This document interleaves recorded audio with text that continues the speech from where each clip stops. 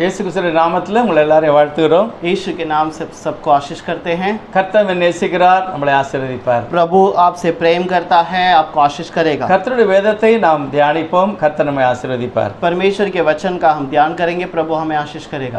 நம்முடைய தியானத்துக்காக எரேமியா 6வது அதிகாரத்தில் हमारे ध्यान के लिए लिया गया वचन यिर्मयाह का किताब 6वां अध्याय 16வது வசனத்தை வாசிக்க போகிறோம்.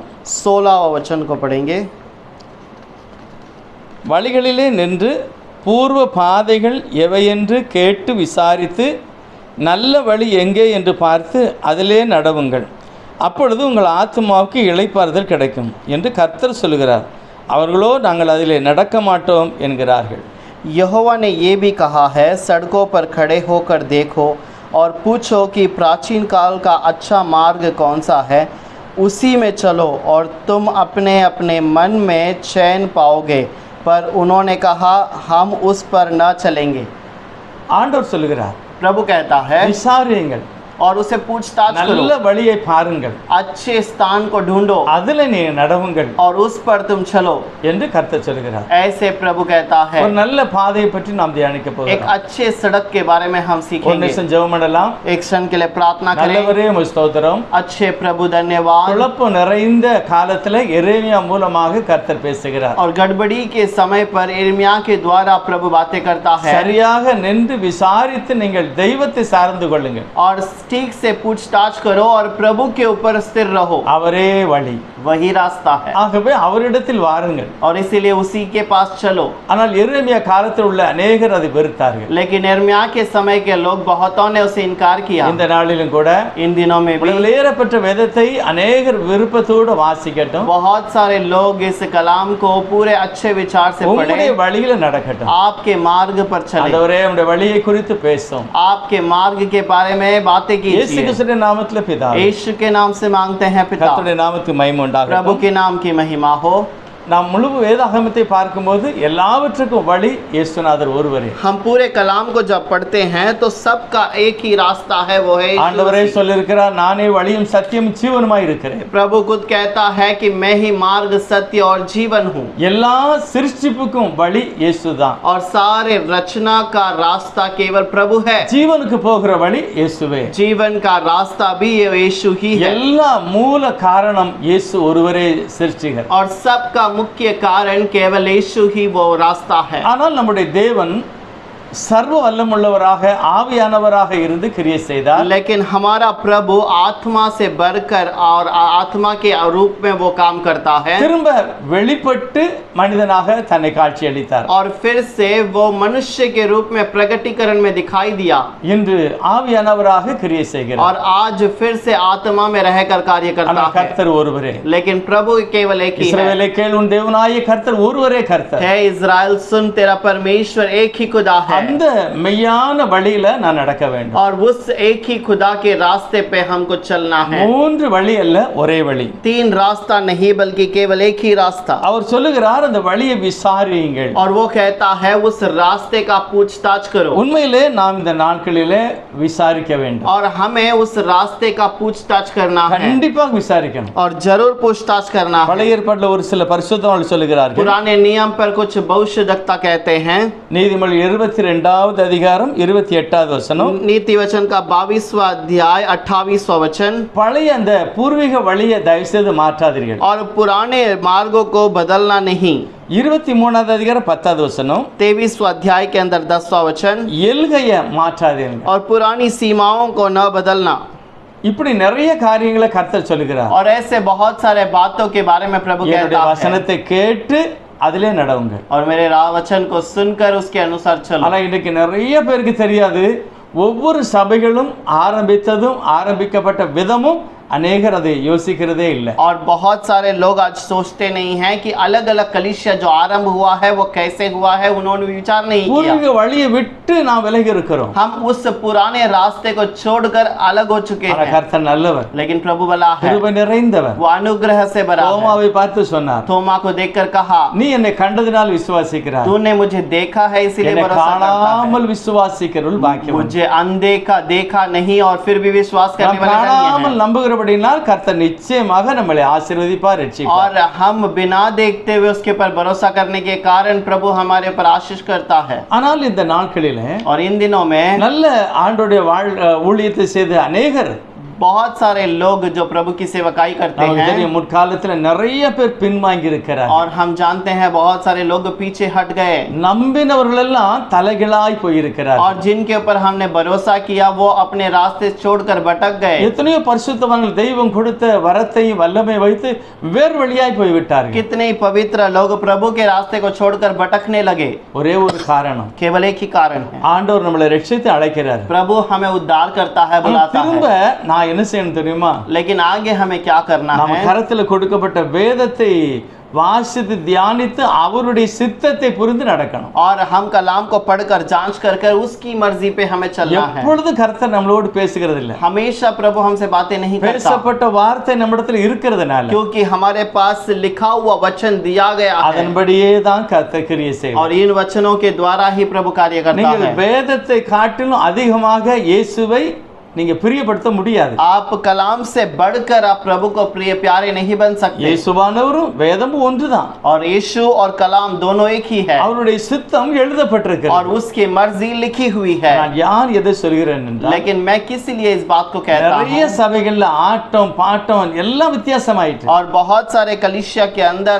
नाचना गाना सब कुछ बदल चुका है। எதெல்லாம் செய்யக்கூடாது அத்தனை செய்கிறார்கள். जो नहीं करने चाहिए उन बातों को करते हैं, அவங்க அனுமதிக்கிறாங்க, அவங்க சப்போர்ட் பண்றாங்க. और उसके लिए वो उनको आज्ञा देते हैं और उनको सहायता भी करते हैं। சபைக்குள்ள ஓட்டு, कलीसिया के अंदर वोट, வித்தியாசமான குரூப், कलीसिया के अंदर अलग अलग झुंड, வேலைக்காக நிறைய பணம் கேட்கறது, और काम के लिए अलग पैसे पूछना, இது எல்லாம் இப்படி சபைக்குள்ள வருகிறது. ये सब बातें कलीसिया के अंदर आ चुकी है। முக்கியமான நபர்கள் பல லட்சம் கேட்கிறார்கள். और मुख्य में रहने वाले लोग लाखों में मांगते हैं, சில பட்டங்களுக்கு பணம் கேட்கிறாங்க. और कुछ आगे पढ़ाई करने के लिए कुछ कार्य मांगते हैं। எதனால இப்படி? किस लिए ऐसा है? பைபிள் சொல்லுகிறது, बाइबल कहती है, ஆண்டவர் நம்மளை ரோட்டோரமா இருந்து எடுத்தார், और प्रभु हमें सड़क में से उठाया है, காயப்பட்டிருந்தோம், और हम घायल हुए थे, வஸ்திரத்தை हम இழந்திருந்தோம், वस्त्र को खो दिए थे, நாம் எல்லாவற்றையும் இழந்தவர்களாய் கிடந்த நம்மை தேடி வந்தார். और जो भी हमने खो दिया था उसे छोड़कर हमें फिर भी उठाने के लिए आया, சத்திரத்துல கொண்டு விட்டுட்டார், और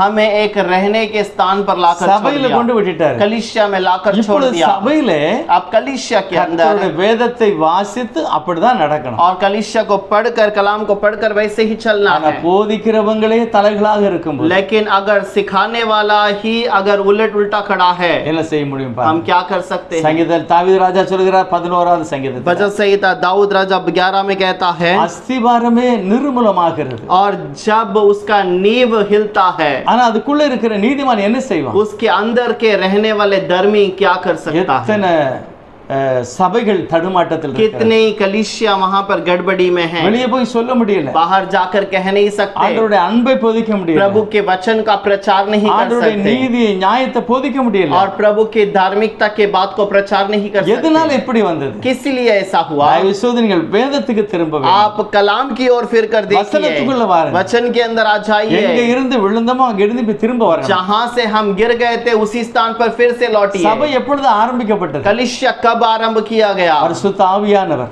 पवित्र आत्मा, அப்போஸ்தலர் 2வது அதிகாரத்தில் प्रेरितों के दूसरे अध्याय के अंदर 120 பேரை ஆவியினால் நிரப்பினார். 120 लोगों को आत्मा में भर दिया, அபிஷேகம் நிறைந்தார்கள். अभिषेक में भर गए। என்ன நடந்தது அன்னைக்கு? उन दिनों में क्या हुआ? ஜனங்கள் வந்து எல்லாம் பார்த்தாங்க. लोगों ने आके सारी चीजों को ஒரு देखा, சிலர் அதை ஏற்றுக்கொள்ளவில்லை, कुछ लोगों ने उसे ये स्वीकार नहीं किए, ஏதோ புலம்புகிறார்கள். ये तो कुछ बड़बड़ कर ஆனா रहा ஒரு है। சிலர் சொன்னார்கள், लेकिन कुछ लोगों ने कहा, தேவனுடைய மகத்துவத்தை என் பாஷையிலே और பேசுகிறார்கள். प्रभु की महिमा को मेरी भाषा में बता रहे हैं। உங்களுக்கு நல்லா தெரியணும், எப்பவுமே இரண்டு விதமான கூட்டம் இருக்கிறது. और आपको समझना है हमेशा दो झुंड रहता है, இருளும் ஒளியும் வேலை செய்கிறது. और हमेशा उजियाला और अंधकार कार्य करता है। தேவன் கட்டுகிறார், சத்துரு இடிக்கிறார். परमेश्वर बांधता है और शत्रु गिराता है।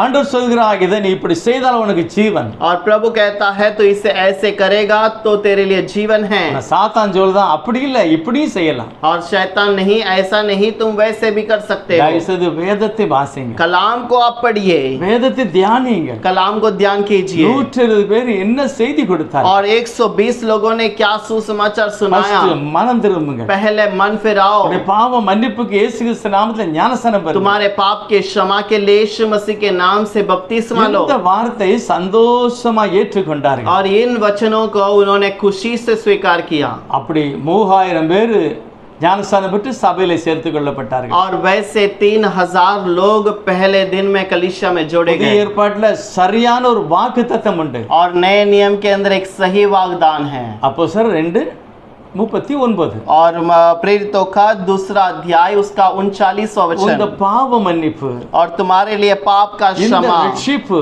और ये जो उद्धार है தேவன் கொடுத்த இரவசம், और परमेश्वर ने जो तुम्हें मुफ्त में दिया है। இது அன்றைக்கு எருசலேமில் இருந்த மக்களுக்கு மட்டுமல்ல, और ये उन दिनों में यरूशलेम में रहने वाले लोगों के लिए नहीं था। சிலர் சொல்லுகிறார்கள் வெறும் யூதர்களுக்கு என்று. कुछ लोग कहते हैं कि वो केवल यहूदियों के लिए தயவு है। செய்து வேதத்தை வாசிங்க. आप कलाम को पढ़िए। இந்த வாக்குத்தத்தமானது ये जो वाग्दान है உங்களுக்கும் तुम्हारे लिए உங்கள் பிள்ளைகளுக்கும் और तुम्हारे संतानों के நம்முடைய लिए தேவனாய கர்த்தர் இன்னும் நிறைய தூரமா இருக்கிற ஜனங்களை சேர்க்க போகிறார். और दूर दूर के लोगों के लिए जो हमारा प्रभु परमेश्वर अपने पास बुलाएगा। அவங்க எல்லாருக்கும் இதுதான் அடிப்படையான உபதேசம். और उन सारे लोगों के लिए यही मुख्य प्रचार है। இதுதான் உபதேசம். और यही तो प्रचार है। இதுதான் வளர்ந்தது. और यही बढ़ने लगा। 3000 3000 5000 5000 திரளான ஜனங்கள், और बहुत अधिक सारे लोग। சபை பெருகினது, कलीसिया बढ़ने लगी। சபை வளர்ந்தது. कलीसिया बढ़ने ஆனா लगी। என்ன நடக்கு பாத்தீங்கன்னா, और क्या वहां पर होता है? அந்த சபையிலே மிகவும் வேதனையும் துக்கத்தையும் வெளியிருந்து ஜனங்கள் கொண்டு வந்தார். और वो बाहर से लोगों को परमेश्वर के पास दुख से भरे हुए लोगों को ले आए। கர்த்தர் தேச அந்த ஜனங்களை சீஷர்களை சிதறடித்தார். और परमेश्वर ने वहां के शिष्यों को चित्र वित्र कर दिया। எல்லாரும் சிதறி சென்று சுவிசேஷத்தை और பிரசங்கித்தார். सब लोगों ने यहाँ वहां भटक कर सुसमाचार को प्रचार किया। எவ்வளவோ கர்த்தர் கிரியை செய்தார், ஆனா ஜனங்கள் ஏற்றுக்கொள்ளல. कितने ही प्रभु ने महान कार्य किए, लेकिन लोगों ने नहीं स्वीकारा। எருசலேமுக்கு ஒரு பெரிய அழிவு வரப்போகுது. यरूशलेम में एक बहुत बड़ी नाश होने वाली है। சத்தியம் வெளிப்பட்ட நகரம், और सत्य प्रकट होने वाला समय। மகாராஜாவின் நகரம், महाराजा का नगर, பரிசுத்தாவின் வல்லமை இறங்கின அந்த இடம், पवित्र आत्मा उतरा हुआ वह स्थान, சாலமோன் ராஜா சபை கட்டின அந்த இடம், और सोलोमन राजा जहां पर भवन बनाया वही स्थान, தேவன் தெரிந்து கொண்ட ஸ்தலம். और परमेश्वर चुना हुआ स्थान। மோசேயோடு கர்த்தர் சொன்னார், मूसा से प्रभु ने बातें की, மோசே हे मूसा, நான் தெரிந்து கொண்ட இடத்துக்கு உங்களை அழைத்து கொண்டு போகிறேன். और मैं चुने हुए स्थान पर तुम्हें ले जाने के लिए आता அங்கேதான் हूं। என்னுடைய மகிமை வெளிப்படும். और वहीं पर मेरी महिमा प्रकट என் होगी। நாம விளங்குவதற்கு நான் அந்த இடத்தை தெரிந்து और கொண்டேன். मेरा नाम प्रकट होने के लिए मैं उस स्थान को चुन लिया। அதுதான் ஜெருசலேம். वही तो यरूशलेम ஆனா है। என்ன நடந்தது? वहां पर क्या हुआ? சத்தியத்தை ஏற்றுக்கொள்ளாத ஜனங்கள் सत्य को जिन्होंने स्वीकार नहीं किया அங்கே இருந்தாங்க. वही रहने लगे। சத்தியத்தை ஏற்றுக்கொண்டவர்கள் எங்கும் சிதறடிக்கப்பட்டார்கள். सत्य को पहचानने वाले सब जगह पर फैल गए। கிபி 70 அந்த தேசம் அக்கினிக்கு இரையாக அழிக்கப்பட்டது. और वहां पर परमेश्वर के मसीहा के 70 वर्ष के बाद वो पूरा नगर नाश किया கிறிஸ்தவ गया। மக்கள் மிகவும் தொல்லையிலும் அகப்பட்டார்கள். और मसीहा के लोग बहुत बड़े दुख में पड़ என்ன गए। நடந்தது? वहां पर क्या हुआ? சபை பெருகினது, कलीसिया बढ़ने சபை लगी, விருத்தி அடைந்தது. कलीसिया और बढ़ता गया। ஆனால் ரோம அரசாங்கத்துக்கு போகும்போது लेकिन रोम के नगर पर जाने के இந்த समय पर பரிசுத்தத்துக்குள்ள அசுத்தம் கலந்தது. और इस पवित्रता के अंदर अशुद्धता मिल गई। நிறைய பேருக்கு தெரியும். बहुत सारे लोग जानते ஆகவே हैं। தான் பைபிள் சொல்கிறது பழைய வழிக்கு வாருங்க. और इसलिए बहुत लोग कहते हैं कि पुराने रास्ते पे आ जाओ। தயவு செய்து வசனம் एक வாசிக்கலாம். वचन को पढ़ेंगे। 2 தெசலோனிக்கர் 2வது அதிகாரம் दूसरे तेस्सलोनियों का किताब दूसरा अध्याय 10வது 11வது 12வது வசனத்தை வாசித்தால் 10, 11 और 12 वचन पढ़ेंगे। ஒரு தீர்க்க தரிசனமாக एक पौलुस பேசுகிறார். भविष्यवाणी के रूप में पौलुस कहता அவர் என்ன है। சொல்கிறார் பாருங்க. वो क्या कहता है देखिए। கெட்டு போகிறவர்களுக்குள்ளே और नाश होने वालों के लिए அநீதியினால் உண்டாகும் சகலவித வஞ்சகத்தோடும் अधर्म के सब प्रकार के धोखे के साथ होगा। தொல்லை வரப்போகிறது. उनके लिए एक धोखा आने वाला है எருசலேமுக்கு வரப்போகிறது. और यरूशलेम में आने वाला ஏன் है। தெரியுமா? क्यों आने वाला है? ரட்சிக்கப்படத்தக்க சத்திய வசனம் வெளிப்பட்டது. क्योंकि उन्होंने सत्य के प्रेम वहां पर प्रकट हुई, எருசலேமில் வெளிப்பட்டது. यरूशलेम में प्रकट हुआ, ஆனால் அந்த அன்பாகிய வார்த்தையை சுவிசேஷத்தை ஏற்றுக்கொள்ளாதது. लेकिन उस सत्य के प्रेम को उन्होंने नहीं स्वीकारा, इसीलिए எழுதியிருக்கிறது, वहां पर लिखा हुआ है, சத்திய மேலுள்ள அன்பை அவர்கள் அங்கீகரியாமல் போனபடியினால், क्योंकि उन्होंने सत्य के प्रेम की नहीं उसको नहीं माना, इस कारण அப்படி நடக்கும். ऐसा होगा। என்ன நடந்தது? क्या होगा? இப்ப 70க்கு பிறகு मसीहा के 70 वर्ष के ஆகையால் बाद சத்தியத்தை விசுவாசியாமல் सत्य को नहीं पहचाने, इसलिए அநீதியில் பிரியப்படுகிற யாவரும் ஆக்கினைக்குள்படுவார்கள். अन्याय के अंदर रहने वाले सब लोग मरण के योग्य होंगे। வேதத்தை வெறுத்தால், कलाम को अगर तुम इनकार சத்தியத்தை करोगे, வெறுத்தால், सत्य को तुम इनकार எப்படி करोगे, வாழலாம் என்று நினைத்தால் कैसे भी जिएंगे करके सोचोगे, நீங்கள் வஞ்சனைக்கு உள்ள தள்ளப்படுவீர்கள். और तुम उस बुराई के अंदर फंसाए जाओगे। 12வது வசனம் சொல்லுகிறது, 12वां वचन कहता है, அவர்கள் பொய்யை விசுவாசிக்கத்தக்கதாக और उन्होंने झूठी बात को विश्वास करने के கொடிதான लिए வஞ்சகத்தை और एक बहुत ही बुरे अधर्म को தேவன் அவர்களுக்குள்ளே அனுப்புவார். प्रभु उनके बीच में भेजता है, இதுதான் நடந்தது. और यही बात होती உங்களுக்கு है। நல்லா தெரியும். आप ठीक से जानते हैं, 70ல அழிவு, 70 में नाश हुआ, கிபி 500ல और मसीहा के 500 वर्ष எருசலேம் के बाद தேவாலயம் இருந்த அதே இடத்துல यरूशलेम भवन रहने के उसी स्थान पर அவருடைய அடையாளம் அழிக்கப்பட்டது. और उनका चिन्ह पूरा नाश किया गया। சத்துரு தன்னுடைய கொடியை நாட்டினான் என்று தாவீது சொல்கிறார். दाऊद कहता है, शत्रु ने अपने झंडे को लगा दिया। எத்தனை பேருக்கு தெரியும்? कितने लोग जानते हैं? சாலமோன் ராஜா கட்டின ஆலயத்தில் இப்பொழுது மஸ்ஜித் இருக்கிறது. और सलोमन राजा ने जहां पर उस भवन को बनाया था, वहां पर मस्जिद है। சத்தியத்தை ஏற்றுக்கொள்ளாத அந்த ஜனங்களுக்கு மத்தியில सत्य को जो नहीं पहचाने हैं, उन लोगों के बीच பொய்யை में, நம்பினார்கள். और उन्होंने झूठी आगे बात को मानी, स्थापित वहां पर वहां पर फंसाए गए। கிபி 500ல मसीहा के 500 எத்தனை वर्ष के பேருக்கு बाद தெரியும்? कितने लोग जानते हैं? எதனால அங்க சத்தியம் அந்த பரிசுத்தமான இடத்துல ஸ்தாபிக்கப்பட்டது? और किस लिए वहां पर उस पवित्र स्थान पर वो झंडा रखा गया? இன்றைக்கும் அப்படியே அது இருக்கிறது. आज भी वैसे ही पड़ा हुआ है। கர்த்தர் காண்பித்த பரிசுத்த ஸ்தலம், परमेश्वर यीशु जो दिखाया है वो पवित्र स्थान, ஆபிரகாம் ஈசாக்கு யாக்கோபுக்கு வெளிப்படுத்த அந்த இடம், अब्राहम इसहाक याकूब को दिखाया हुआ वो स्थान, தாவீதுக்கு வெளிப்படுத்தப்பட்ட அந்த இடம், दाऊद को दिखाया गया वह स्थान, சாலமன் அஸ்திவாரம் போட்ட அந்த இடத்துல सोलोमन ने नींव डाली हुई वही पवित्र स्थान, இன்றைக்கு அங்க மஸ்ஜித் இருக்கு. आज वहां पर मस्जिद है। சத்தியமா? क्या सत्यम है? உண்மையா? क्या ये सच्चाई है? वेदमा? क्या ये कलाम இல்லையே. है? नहीं। எதனால? किस लिए? சத்தியத்தை விட்டதினால். सत्य को छोड़ दिए, इसलिए। ஆகவேதான் எரேமியா சொல்லுகிறார், इसीलिए यिर्मयाह कहता है, வழிகளில் நின்று விசாரியுங்கள். और सड़क पर खड़े रहकर पूछताछ நான் करो, போகிற சபை எப்படிப்பட்டது, मैं जो कलिसिया में जाता हूँ किस प्रकार का என்னுடைய है, நம்பிக்கை எப்படிப்பட்டது, मेरा भरोसा किस प्रकार என்னுடைய का है, போதனை எப்படிப்பட்டது. मेरा प्रचार किस प्रकार का வசனத்துக்கு है। திரும்புங்க. वचन की ओर फिर जाओ। கிபி 320வது வருஷம் लेकिन मसीहा के 300 वर्ष के बाद அந்த சபை ஆர்சியாக மாறுகிறது. वो कलिसिया आरसी के रूप में बदल गई। ரோமனுடைய கலாச்சார சபைக்குள்ள வருகிறது. रोमियों का रीति रिवाज कलिसिया में जुड़ गया। சுத்தமான சபைதான். वो पवित्र कला कलिसिया था। ஏன் இந்த சபைக்குள்ள குழப்பம்? क्यों इस कलिसिया के अंदर गड़बड़ हुई? ஏன் கமிட்டி கூட்டத்துல குழப்பம்? क्यों कमेटी की सभा के अंदर गड़बड़ी? ஏன் பெண்களும் அங்கி போட ஆரம்பிச்சிட்டாங்க? क्यों स्त्रियां भी उस जो प्रचारक के वस्त्र पहनने लगे? ஏன் ஊழியக்காரன் சொன்னவே இப்ப டாக்டர்னு சொல்லுதான்? क्यों सेवक करके कहने वाला आज डॉक्टर करके कहता எப்படி है? தாறுமாறு ஆச்சு?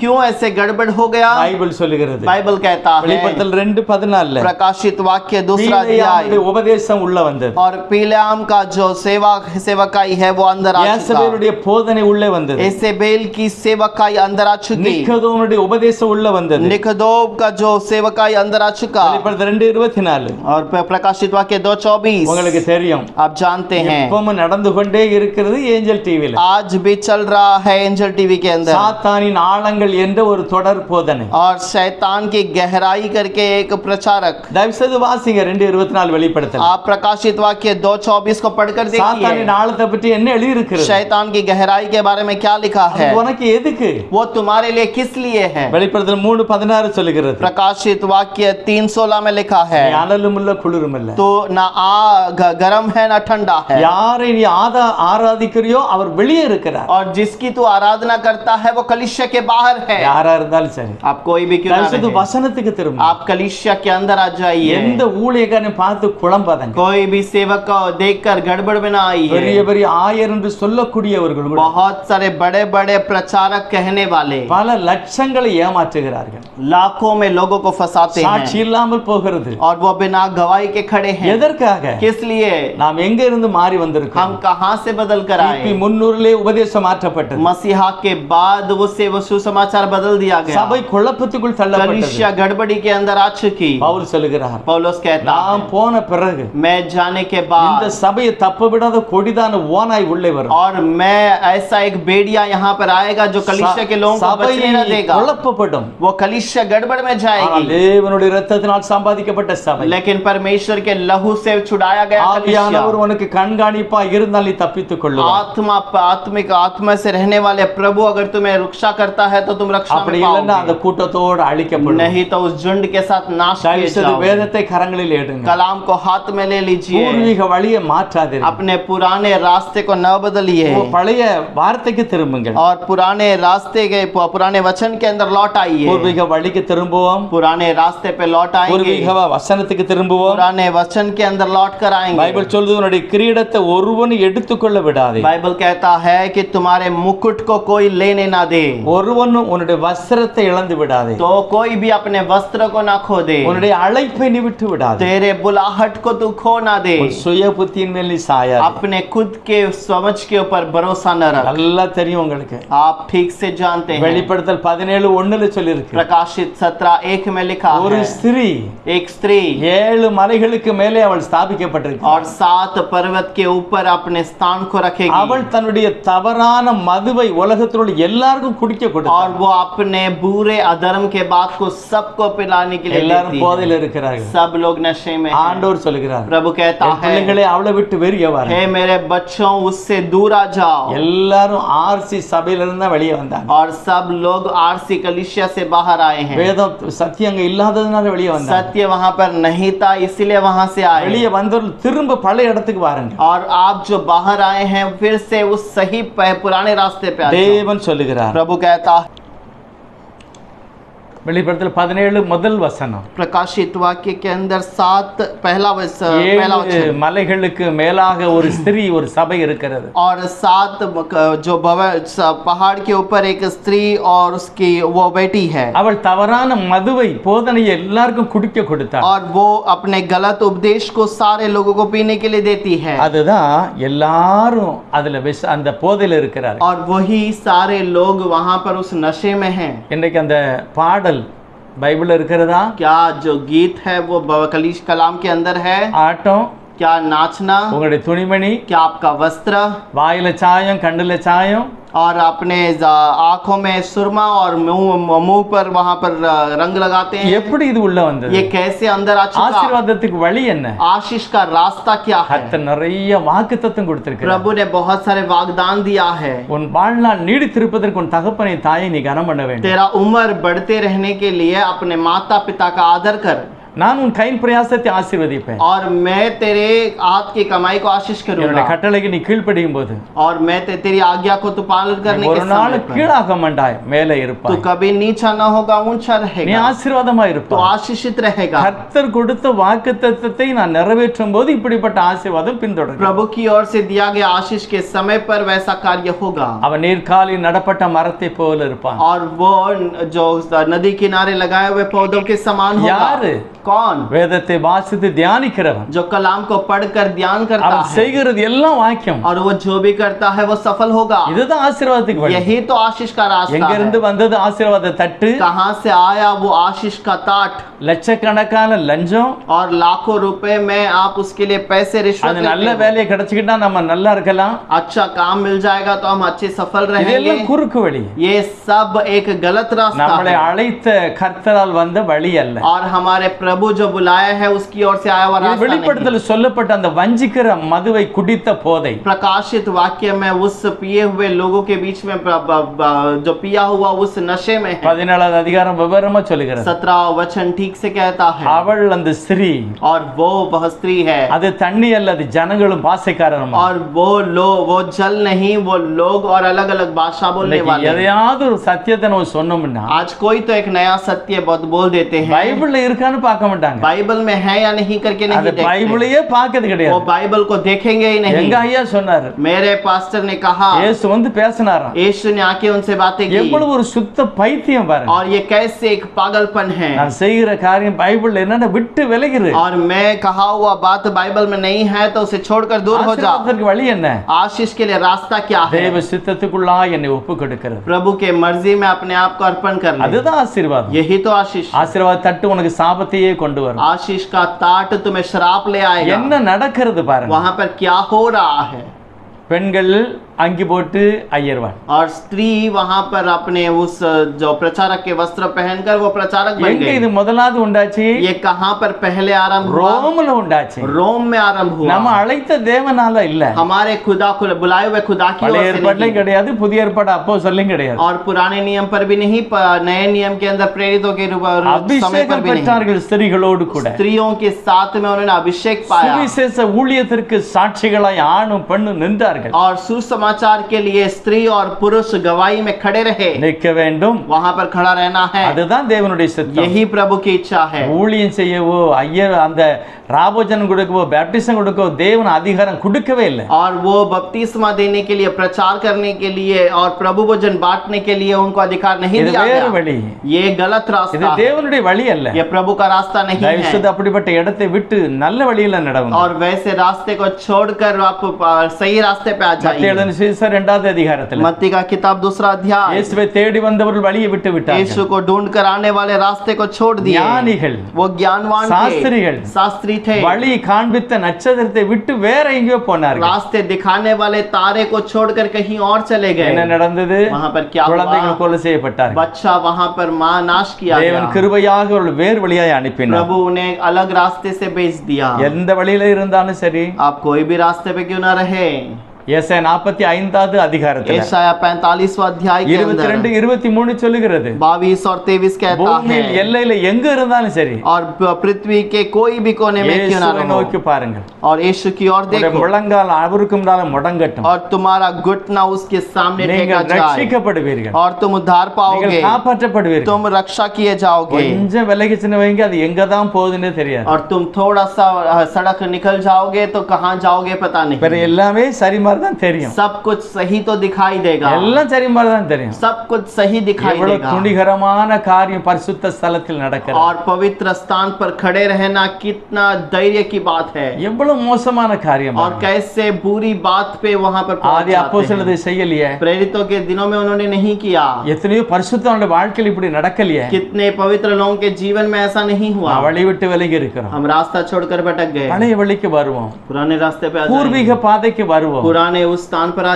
பூர்வீக जाएंगे, எல்லையை மாற்றாதங்க. पुराने उस सीमा को बदल சத்துரு देना। அடிக்கடி இடத்தை மாற்றிடுவான். शत्रु बार बार उस स्थान को बदलता है। ஆண்டவர் சொன்னார், இந்த பழத்தை தொடாத, நீ பிசியாத, நீ செத்து போய்விடுவான். प्रभु ने कहा, इस फल को तू खाना नहीं तो नाश किए और चला சத்துரு जाएगा। சொன்னா, நீ சாப்பிடு, நீ சாக மாட்டாய். शत्रु ने कहा, तू खा ले तो नाश की ओर नहीं அவன் जाएगा। பொய்யனு பொய்க்கு பிதாமா और वो இருக்கிறான். झूठा और झूठा का पिता है। பரிசுத்த வேதத்தை நம்புவோம். पवित्र कलाम को जब पढ़ेंगे, நிறைய பேர் எழுதின புஸ்தகத்தெல்லாம் தயவு செய்து வாசியாதங்க. बहुत सारे लोगों के पुस्तक को आप मत पढ़िए।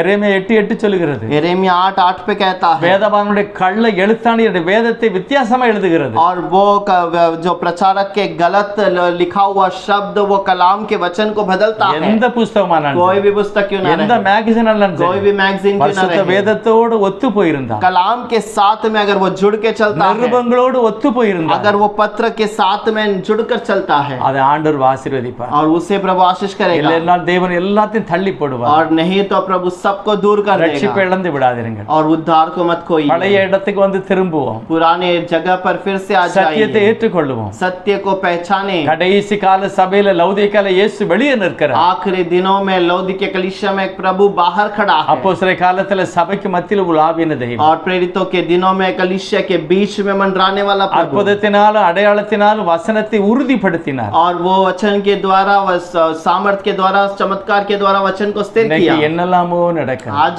अलग अलग बातें हो रही பெரிய हैं, பெரிய புள்ளிகள் 15 லட்சம் 20 லட்சம் தான் और बहुत बड़े बड़े लोग 15 लाख 20 लाख दो करके मांगते हैं। கிறிஸ்தவத்துக்கு உள்ள मसीहा के लोगों के எவ்வளவு बीच में, கேவலமான புத்தி और நடக்குது. ये एक निर्बुद्धि और मूर्ख का काम है, இது வேற யாரோ செய்கிறார்கள். ये और कोई कर रहा है, வஞ்சிக்கப்பட்டவர்கள். और ये फंसाए हुए लोग हैं। பவுல் சொல்லுகிறார் 2 கொரிந்தியர் 11வது அதிகாரம் पौलुस कहता है दूसरे कुरिन्थियों का 5वां மூணாவது अध्याय வசனத்துல 3 वचन के உங்களை अंदर, அழைத்தவர் இப்படி செய்யல. और तुम्हें बुलाने वाला ऐसा कार्य नहीं பவுல் करता। சொல்லுகிறார் நான் சொல்லாத இயேசுவை பிரசங்கிக்கிறார். और वो पौलुस कहता है मैं ऐसे यीशु का प्रचार करते हैं जिसके बारे में मैंने नहीं बताया। நான் பெறாத பரிசுத்தாவியம் பெற்றிருக்கிறேன். मैंने जो पवित्र आत्मा नहीं पाया वो इस पवित्र आत्मा को उसने पाया है। நான் சொல்லாத சுவிசேஷத்தை சொல்லிட்டு இருக்கேன். मैंने जो सुसमाचार के बारे में नहीं कहा उसके बारे में वो सुनाता है। வஞ்சிக்கப்படாதீர்கள். आप फंसाए न பரிசுத்த जाओ, வேதத்தை வாசியுங்கள், தியானியுங்கள், கர்த்தர் உங்களை ஆசீர்வதிப்பார். कलाम को पढ़िए, जांच करो, और प्रभु आपको आशीष करेगा। ஜெபம் பண்ணலாமா? हम प्रार्थना करेंगे। பரிசுத்தமுள்ளவரே நன்றி சொல்கிறோம். पवित्र प्रभु धन्यवाद। இந்த வார்த்தைகளை கேட்ட ஒவ்வொருவரையும் ரட்சிங்க.